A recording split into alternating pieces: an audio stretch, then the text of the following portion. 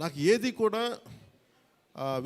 ఏమంటుందని వడ్డించిన విస్తరి కాదు నా జీవితం. ఇప్పుడు అన్నీ కింద పడి నలిగి పోనీ మనం డిప్యూటీ సీఎం అయ్యాం, సినిమా అలా రిలీజ్ అవ్వాలి కదా అని 70 రిలీజ్ అవ్వాలి.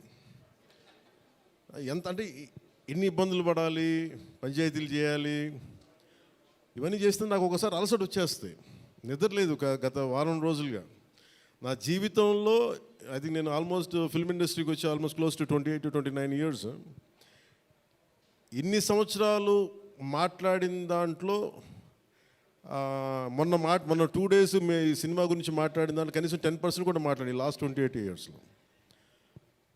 అంటే నాకు ఒక్కోసారి అనిపిస్తుంది అసలు సినిమా ఎవరితో మాట్లాడకూడదు, ఒంటరిగా ఉండాలనుకున్నానేమో. నన్ను ఇలా పబ్లిక్ లైఫ్లోకి వచ్చాం. అసలు సక్సెస్లకి లేదా అన్నిటికీ అతీతంగా ఉండాలనుకుంటే నాకు భగవంతుడు నా చేత ఎలా చేయించాడంటే కూర్చోబెట్టి నీ సినిమా నువ్వు కూడా ప్రమోట్ చేసుకునే పరిస్థితికి తీసుకొచ్చాను నేను. ఇది నాకు చాలా ముందస్తుగా చాలా ఆనందాన్ని ఇచ్చింది. ఒక బాధ్యత తీసుకోవటం, సినిమా సక్సెస్లు ఇవి ఎట్లా ఉంటాయి, రికార్డ్స్ ఇవన్నీ నాకు నిజంగా తెలియదు. నేను ఎందుకంటే అవి ఎప్పుడు తలకెక్కించుకోను కూడా. అది మంచి ఉన్నాయి, దాంట్లో పోయినవి ఉన్నాయి, హిట్ అయినవి ఉన్నాయి. ఇప్పుడు ఈరోజు ఈ సక్సెస్ కానీ ఇవన్నీ ఇది ఏ స్థాయి ఎలా అనేది నాకు నిజంగా తెలీదు యాజ్ టైమ్ అన్ఫోల్డ్స్. కానీ ఒకటేమనిపించిందంటే